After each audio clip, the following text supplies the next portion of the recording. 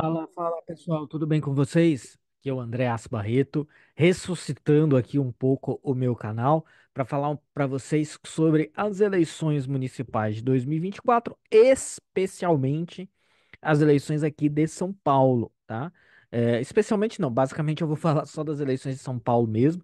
Então, se você quiser saber o que eu penso, o que eu acho que vai acontecer, o atual estado das pesquisas, quem a direita deve votar, que eu acho que é a grande questão do momento aí, com a ascensão do Pablo Marçal, o apoio do Bolsonaro ao Nunes, enfim, Marina Helena do Novo também sendo uma candidata citada aí, principalmente pelo pessoal que está mais afundado aí no debate e na discussão. Mas vamos aí entender então um pouquinho o que que eu penso sobre as eleições municipais de São Paulo. E aí é o seguinte, eu estou projetando aqui na tela para vocês. Na verdade, isso é só uma curiosidade, tá? É só para não ficar meu rosto aqui é, gigantesco na tela, porque é desnecessário. A CNN, ela está fazendo uma coisa que é mais comum nos Estados Unidos, né? Que é esse agregado de pesquisas, né? Lá nos Estados Unidos é muito comum, lá existe aquele site Real Clear Politics, que lá no canal Oliver Talk eu vou falar dele bastante nos vídeos sobre eleições americanas, tá? Então este vídeo ele está saindo aqui ao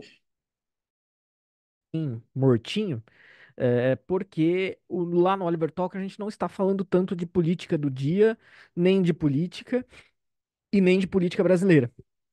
Mas eu mesmo já queria fazer esse vídeo sobre as eleições municipais, porque eu acho que tem algo muito importante aí a respeito das próximas eleições e da política brasileira para ser dito com base nas eleições municipais e nas eleições aqui de São Paulo. E também porque algumas pessoas cobraram isso. Me deixa assim lisonjeado, né? O fato das pessoas quererem ouvir a minha análise a respeito das eleições municipais, o que que eu penso, o que que eu estou vendo, e até eu vou falar aí qual vai ser a minha estratégia de voto, embora eu acho que isso seja o menos relevante de tudo que eu vou falar, né? Mas assim, eu quero deixar projetado aí na tela, em algum momento eu vou comentar isso daí, que é o agregador de pesquisas da CNN, né? O agregador de pesquisas lá do Real Clear Politics, ele é bem melhor, tá? Ele gera inclusive uma média, né? Ele gera uma média de todas as pesquisas, o que não deixa de ser interessante, embora seja um dado que tem que ser lido de maneira muito relativa, né? Mas ele pega todos os resultados de todas as pesquisas e gera um resultado que diz ali se, olha, para onde que a tendência geral está indo, né? Então não deixa de ser interessante. E a CNN, até por ser justamente a filial de uma emissora americana, está fazendo mais ou menos a mesma coisa aqui. Então, conforme cada pesquisa sai, eles jogam aqui e fazem mais ou menos essa média, esse geralzão de todas as pesquisas, dizendo ele onde cada um dos candidatos está, né? E aí eu vou deixar isso para vocês e vou comentar rapidinho ao longo do vídeo. Mas isso também não é a essência do que eu queria dizer, do que eu acho que é importante que seja dito. O que que eu acho que é importante que seja dito? Então, vamos lá. Primeiro, nós já temos aí nos últimos, vamos contabilizar os 6 últimos anos, né?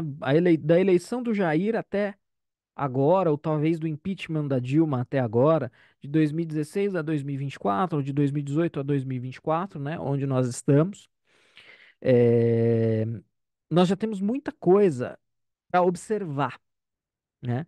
Embora eu também vá me reportar a fatos que antecedem esse recorte cronológico. Mas nós temos muita coisa para observar no seguinte sentido: quem pessoas que não são de esquerda, e principalmente conservadores, têm muita coisa para olhar no cenário político, este das eleições municipais e os próximos que virão, né? Tem muita coisa para olhar, muita coisa para considerar, é, muita coisa para. Muitos erros podem ser evitados. Podem ser evitados. Não quer dizer que eles vão ser evitados, né?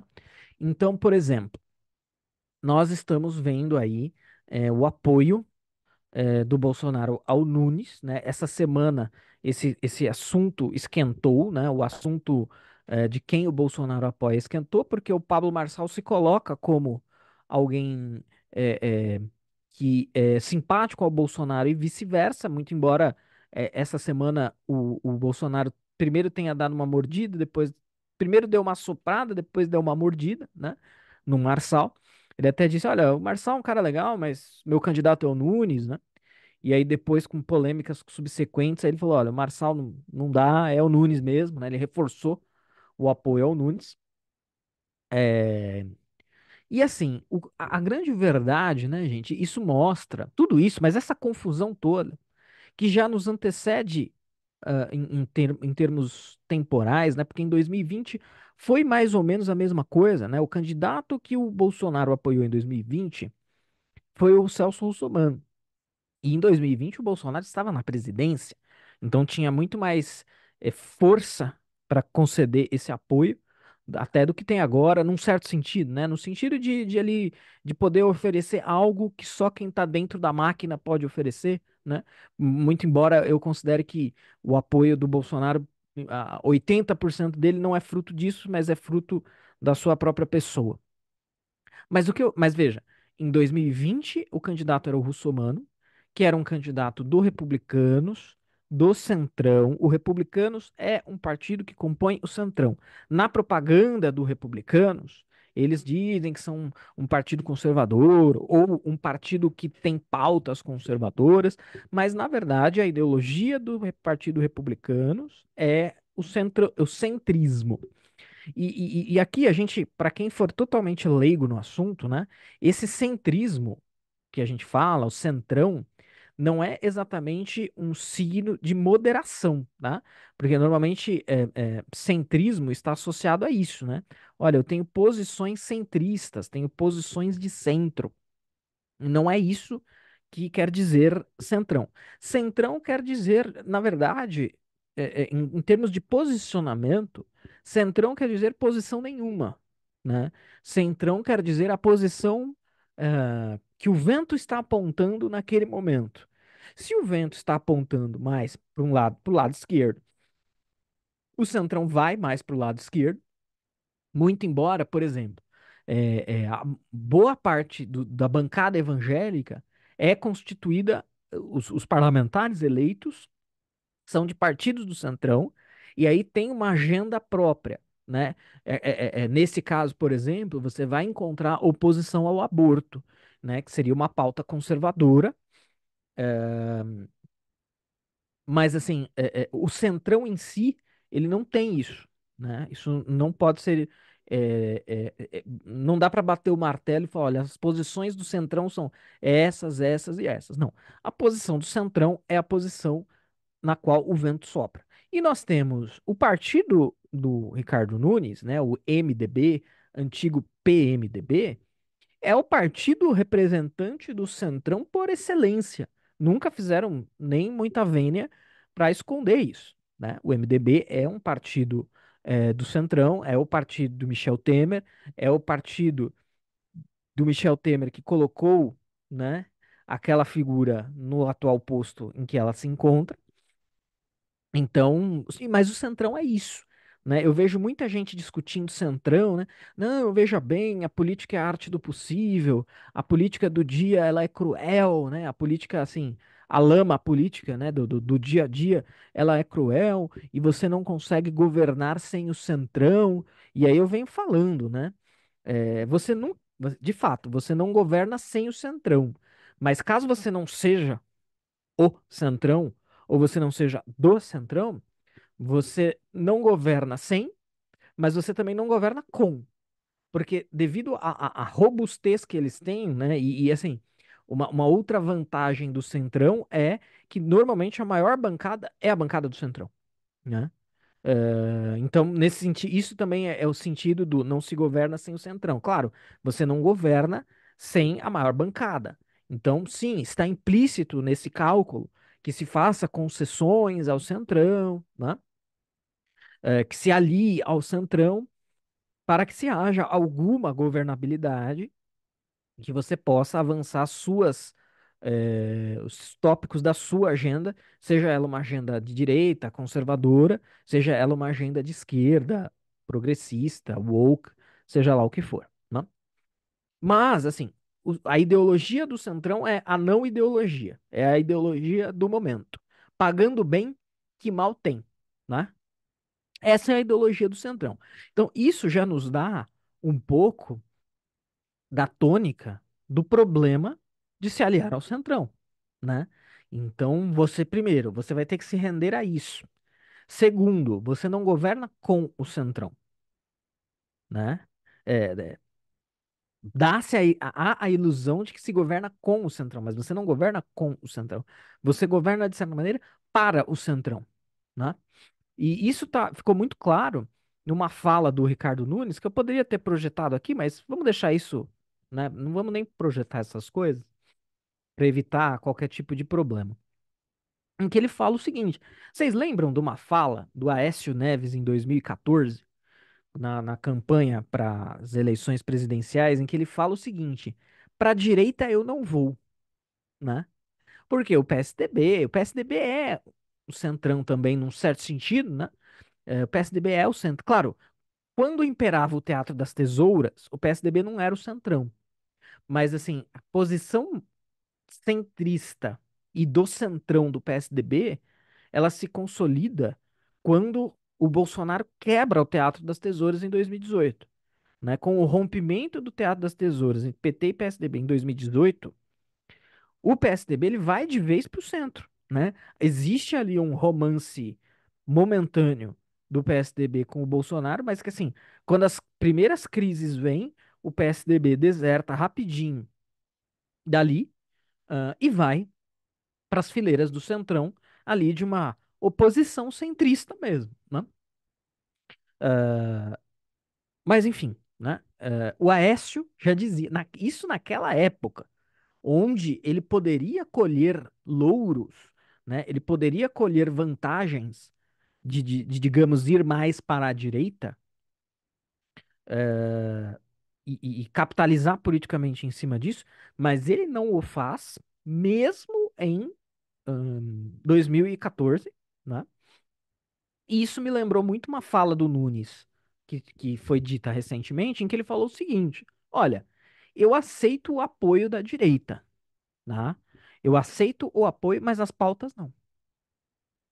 Entendeu? Não me venha com a sua agenda, porque a sua agenda de direita conservadora eu não aceito, exceto tópicos pontuais, como o Centrão sempre faz, né? Então, eventualmente, o tópico do aborto, eventualmente, o tópico, sei lá, do armamento, mas assim, pontualmente. Não existe nenhuma adesão verdadeiramente ideológica a esses tópicos.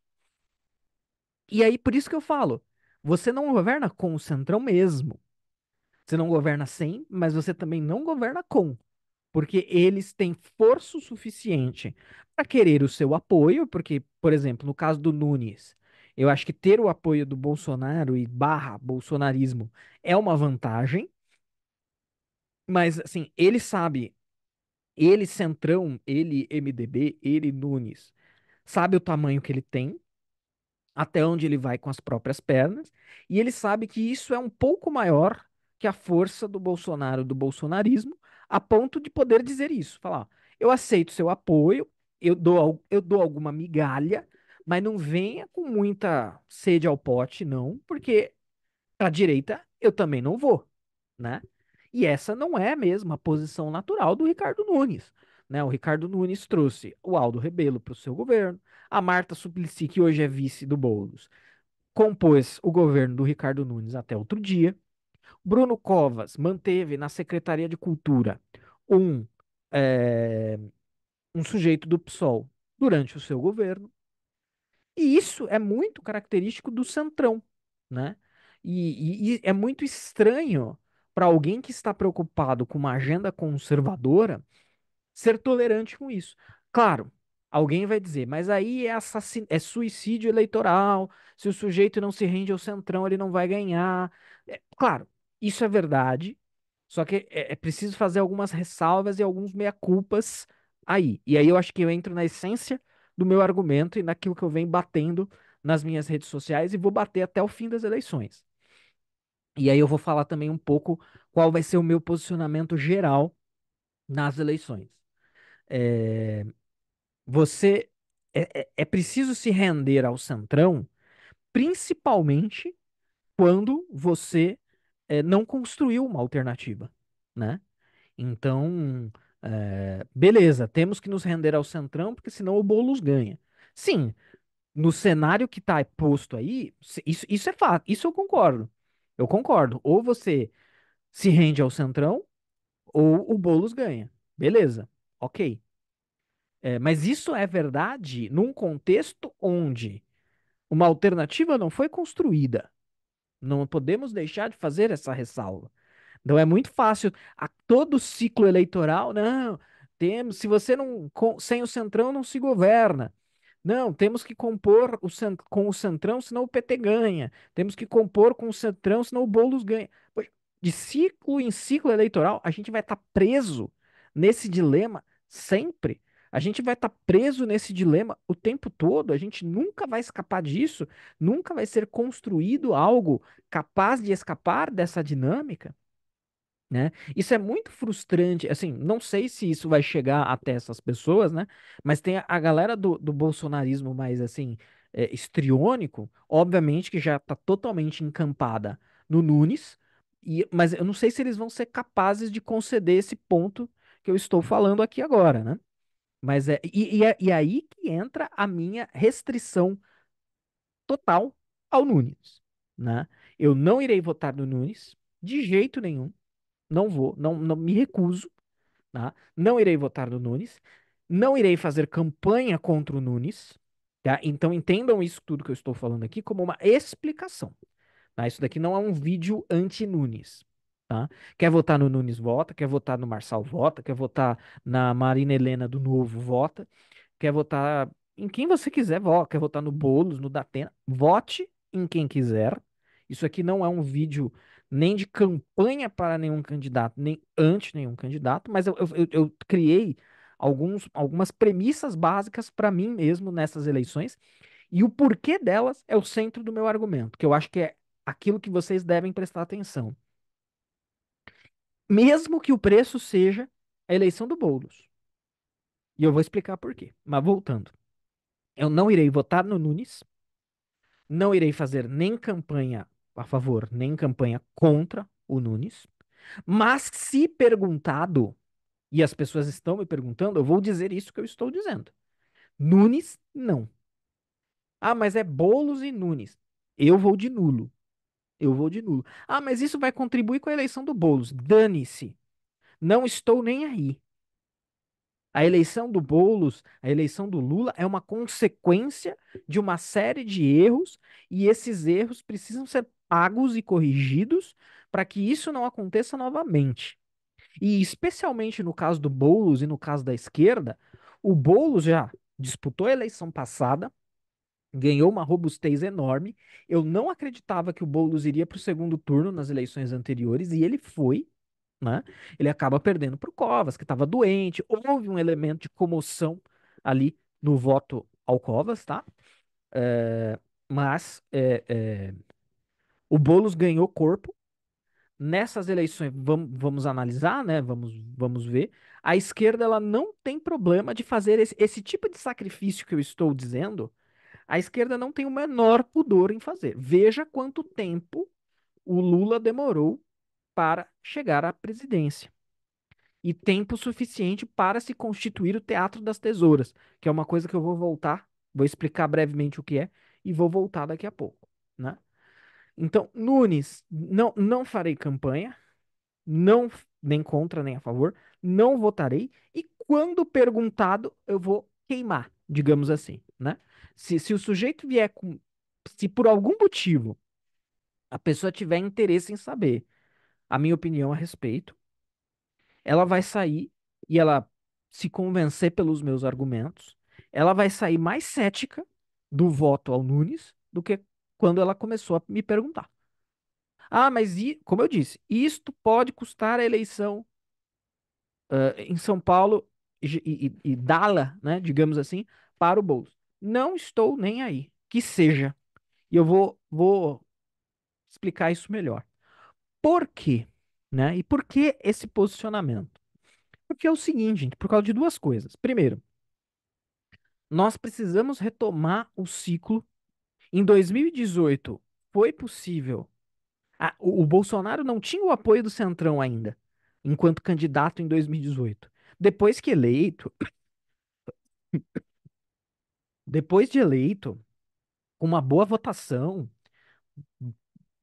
criando uma bancada hipermassiva para o PL, óbvio que aí o Centrão veio, né? Obviamente. Mas assim, ou seja, o ciclo de rendição ao Centrão pode ser quebrado. E o Bolsonaro é o próprio exemplo disso. Eu não sei quando que as coisas se acovardaram a esse nível, né? Porque o Bolsonaro é o grande exemplo de que o ciclo do Centrão pode ser quebrado. Muita gente fala, não, mas o Bolsonaro era de segundo escalão, terceiro escalão, ele era do Centrão. Mas quando ele vira um candidato com uma plataforma conservadora, ele não tem naquele momento o apoio do Centrão. Depois ele vem, porque o apoio do Centrão sempre virá, né? Pagando bem que mal tem. Ele virá. Mas eu quero dizer que nós temos um ótimo precedente para uma eleição sem render-se ao Centrão.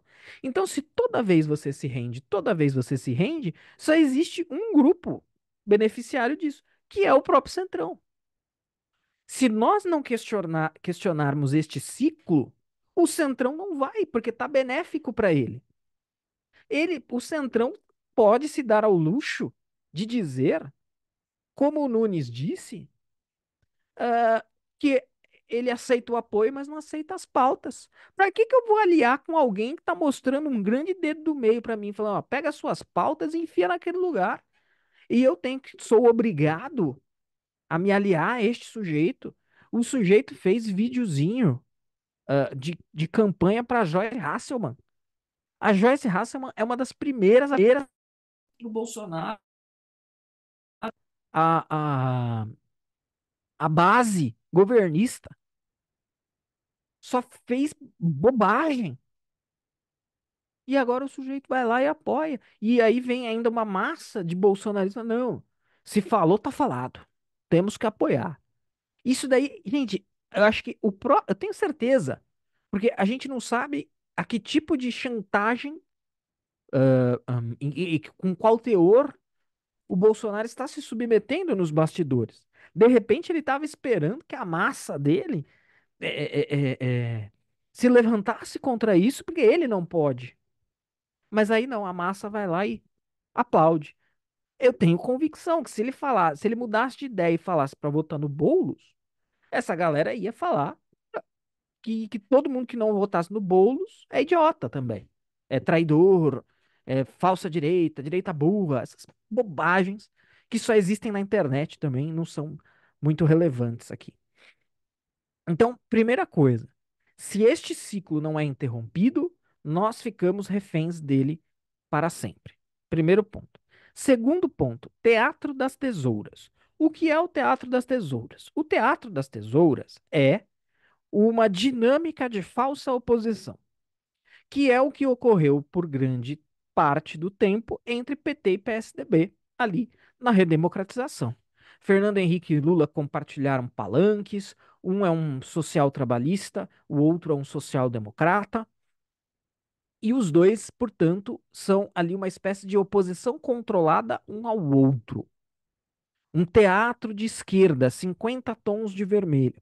E isso foi dito repetidas vezes e, francamente, pelo próprio Lula. Gente, eu consigo me lembrar de dois ou três episódios, pelo menos, em que o Lula diz: saudades da época que a nossa oposição era o PSDB. Porque a coisa era democrática. Porque a coisa era, digamos assim, mais suave e era mais, assim, lida, cavalheiresca. Ou seja, traduzindo, trocando em miúdos, era uma farsa. Era uma farsa, uma merda. Era isso que era. Mas é óbvio que era confortável para os dois, porque os dois faziam uma falsa oposição ao outro, intercalavam no poder, e você tinha mais ou menos a mesma coisa ali, sempre no centro do poder. Então, isso era o Teatro das Tesouras, essa dinâmica de falsa oposição entre PT e PSDB. E como eu disse, isso é quebrado pelo Bolsonaro em 2018, só que render-se ao Centrão, render-se ao PSD, porque veja, Nunes é PSDB, tá? Não se enganem com essa candidatura do Datena pelo PSDB, tá? Apesar do Datena ser muito vociferante na oposição dele ao Nunes, tá? O Dória apoia o Nunes, tá? O Nunes é do MDB, o Nunes é do Centrão, então Nunes significa a ressurreição do Teatro das Tesouras pelas mãos do bolsonarismo, né? Quem diria, hein? Quem diria? De uma parcela, né, do bolsonarismo, porque tem muitos bolsonaristas críticos a isso também. Mas votar no Nunes assim, de graça. E é de graça, porque como ele mesmo disse, ele não vai dar bola para as pautas conservadoras, vai colocar pisoleiro na Secretaria da Cultura, vai dar cargo pro Aldo Rebelo.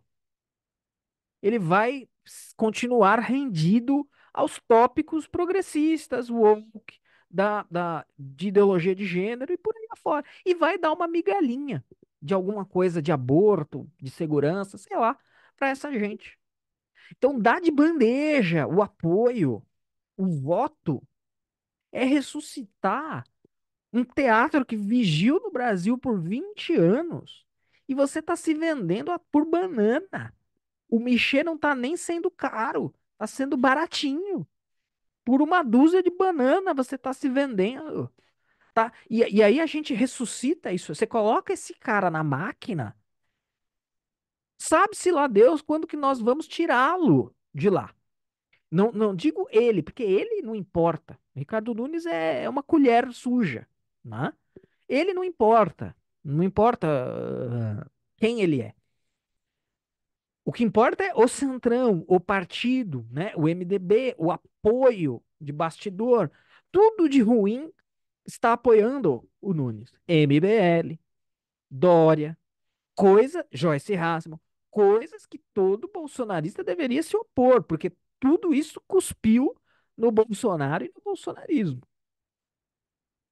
E aí, você dá uma carta branca no seu apoio e no seu voto, é ressuscitar o teatro das tesouras que nós a muito custo lutamos para tirar do poder, para remover do poder. Eu não vou ser partícipe disso, tá? Eu entendo a questão do voto útil, né? Muitos amigos meus estão falando isso. Não, é um voto útil para que o Boulos não ganhe. Só que, como eu já dei a entender, e eu vou reforçar aqui, esse é o voto útil, mas inútil que existe, porque ninguém consegue me mostrar objetivamente o que se ganha.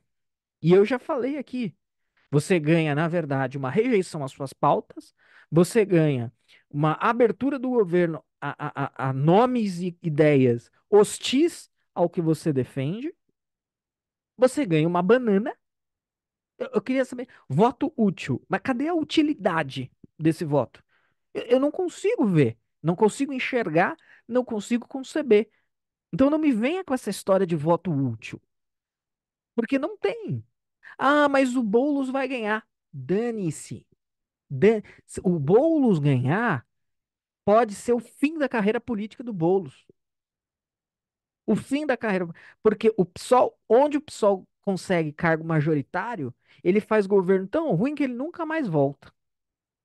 São Paulo já sobreviveu a Luiza Erundina, São Paulo já sobreviveu a Marta Suplicy, São Paulo já sobreviveu a Haddad, diga-se de passagem. São Paulo elegeu todos esses caras. Então, né?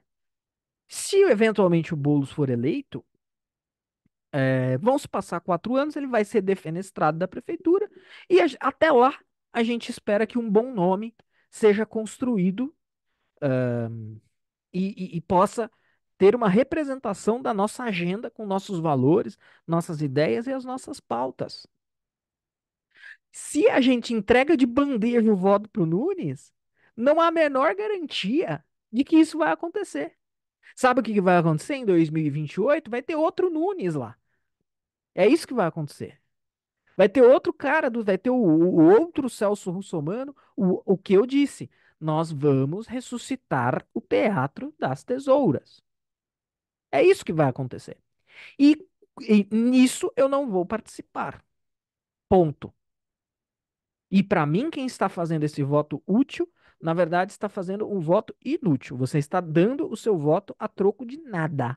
A troco de nada. Ricardo Nunes deu uma declaração dizendo que ele tem orgulho de ter demitido funcionários públicos, exonerado funcionários públicos que não tomaram a vacina. Essa era uma fala que tranquilamente poderia ter saído da boca do Guilherme Boulos. Tranquilamente. E aí, por isso que eu lancei essa pergunta no Twitter e lanço aqui. Quem é mais perigoso? O lobo em pele de cordeiro ou o lobo? Quem você prefere enfrentar cara a cara? O lobo em pele de cordeiro ou o lobo? Eu acho que o lobo em pele de cordeiro é muito mais perigoso, porque você não sabe que ele é lobo, não acha que ele é lobo, acha que ele é seu amigo, acha que ele não vai te devorar, mas ele vai fazer tudo isso que o lobo faz também. E ainda vai ter ovelha, trouxa, defendendo, aplaudindo. Então, o lobo em pele de ovelha é muito mais perigoso do que o lobo. O Haddad, quando terminou o mandato dele, perdeu no primeiro turno pro Dória, de tão ruim que foi. Com impostos, com faixa, aquela baboseira toda que o Haddad inventou. Nenhum candidato, apesar de São Paulo, como toda a metrópole, ter um perfil mais progressista no seu voto, nenhum prefeito de esquerda se reelegeu em São Paulo. Nenhum. Nem Erundina, nem Marta, nem Haddad. Se porventura o Guilherme Boulos for eleito, ele vai ser defenestrado 4 anos depois. E o fato dele ser a máquina vai obrigar muito mais a criação de uma oposição verdadeira do que se for o Ricardo Nunes lá. Se for o Ricardo Nunes lá, ele vai lotear cargo, vai dar a cultura para o PSOL e vai dar alguma outra secretaria para outra, vai distribuir as migalhas, a malta de idiotas vai ficar defendendo ele como está defendendo agora, e ele ou outro qualquer vai tentar a reeleição e vai ser no mínimo competitivo, porque você não criou uma alternativa conservadora. Você reergueu o Teatro das Tesouras. E o Teatro das Tesouras está sendo reerguido pelas mãos do bolsonarismo. Eu não irei participar disso. Eu não irei. Custe o que custar. Eu não irei. Quem quiser fazer, que o faça, seja feliz. Nós vamos ficar presos num ciclo eleitoral e político por no mínimo mais 20 anos por sua causa. Porque você não exige, não cobra a criação de candidatos e de um segmento mais robusto da política que te represente verdadeiramente. Você se vende e se vende barato. O preço do seu Michel é um cacho de banana. Esse é o seu preço. Conservadores de botequim que estão por aí. Tá? Então, eu não participarei disso. Bom, dito isso, né, rapidamente aqui, o que eu acho que vai acontecer? Qual é o cenário? Eu confesso que eu não. Para mim, o Nunes está muito mais forte do que eu imaginaria. Por quê? Porque ele era relativamente desconhecido. A cidade tem os seus problemas, como sempre terá, né? Ele teve algumas sacadas populistas aí de última hora, com as obras, com a gratuidade no ônibus aos domingos, né? A tarifa do ônibus não aumenta, se eu não me engano, há 4 anos já não aumenta, né? E o metrô aumentou este ano e a taxa, a tarifa do ônibus não aumentou. E eu falei, né, no começo do ano, quando alguém disse pra mim assim, a tarifa do ônibus vai aumentar, eu falei, não acredito.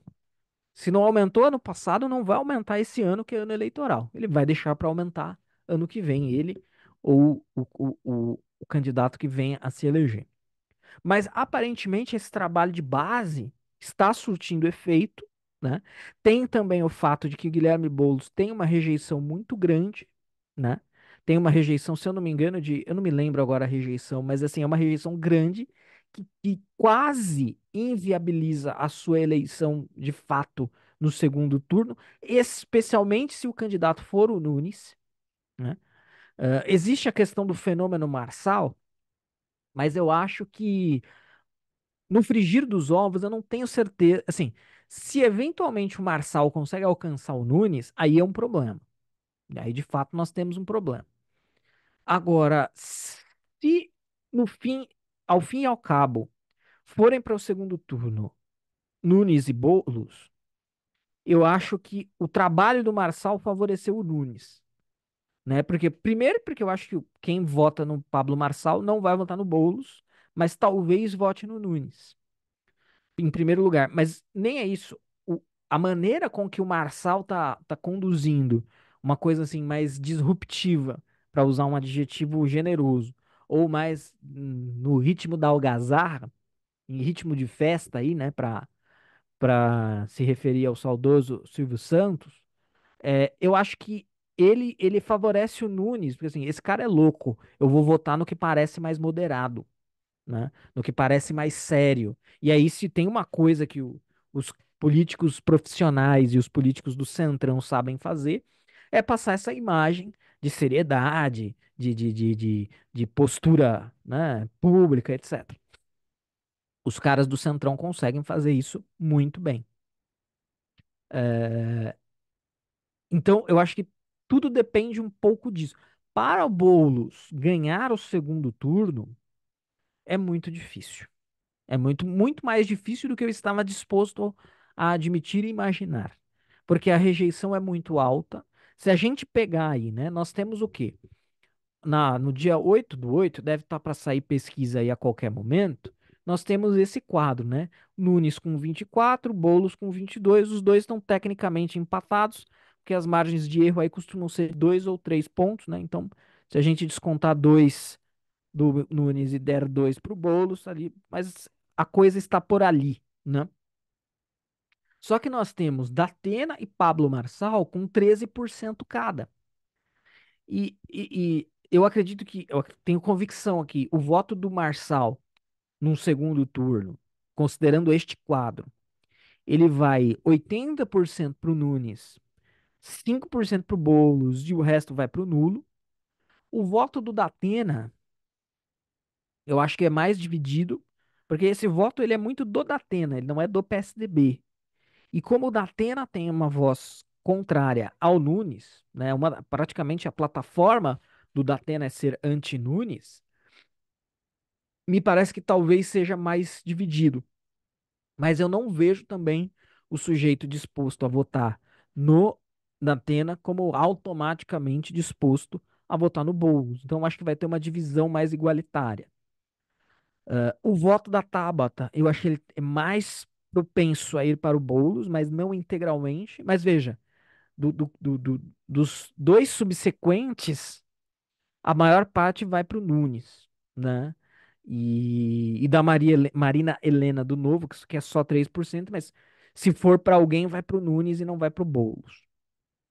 Então, assim, e considerando isso, e considerando a rejeição que há ao Boulos, a tendência natural de um segundo turno entre Boulos e Nunes é que dê Nunes.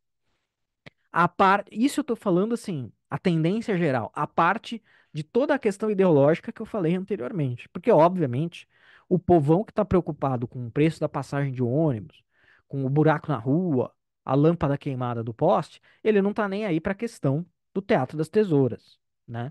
E do futuro da política brasileira, futuro do bolsonarismo. O eleitor normal não tá preocupado com nada disso, tá? É, A única maneira que eu vejo do Guilherme Boulos ganhar é se ele conduzir uma campanha perfeita, né? Se o Ricardo Nunes for mais desidratado, se de alguma maneira ele conseguir reverter pontos ali suados da sua rejeição, numa espécie de boa parte dos. A Erundina, com certeza. A Marta e o Haddad, eu não me lembro. Mas os candidatos de esquerda que ganham, normalmente para ganhar, eles precisam conduzir essa campanha perfeita, né? Por incrível que pareça, o Boulos tem dificuldade nas periferias, né? Por incrível que pareça, para o desatento, né? Para quem já está por dentro da coisa, não tem surpresa nenhuma, né? O Boulos é o candidato da classe média, da classe letrada, né? E o Nunes é o candidato disponível, pelo menos, mais da periferia e do sujeito menos letrado, né? Então, assim, é um cenário muito difícil para o Boulos, né? O que mostra também, mais uma vez, um problema de quadro, né? O tanto é que o PT nem lança candidato, porque não tem, já apoia o Boulos de cara.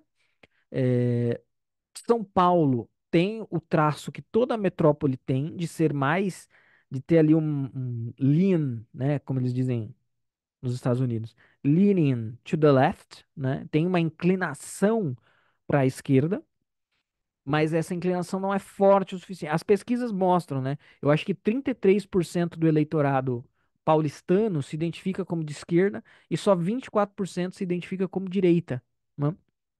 Mas essas coisas é assim, a pesquisa às vezes é um pouco ilusória, porque ela conduz a pessoa que está respondendo na resposta, né? A gente não, nós que estamos na internet, nós não podemos nos iludir de achar que a cidade, o estado ou o país é o Twitter, né? Onde todo mundo tá fazendo ali um checklist para ver, não, esse aqui é conservador, não, esse aqui é de esquerda, não, esse aqui. As pessoas no dia a dia e as pessoas normais elas não raciocinam assim, tá? Então isso gera um pouco. O cara pode se dizer de esquerda e votar no Nunes, enfim, isso é normal, tá? Mas assim, o Lula tem uma votação boa aqui na cidade em 2022. Mas assim, essa transferência de votos também ela não é automática, né? Enfim, não é assim que a coisa funciona. Então, eu diria, para pegar aí mais, eu tô com muitas imagens das eleições americanas na cabeça, né? Eu diria que de cada três possibilidades, o Nunes ganha em duas e o Boulos ganha em uma. E eu tô sendo generoso ainda, né?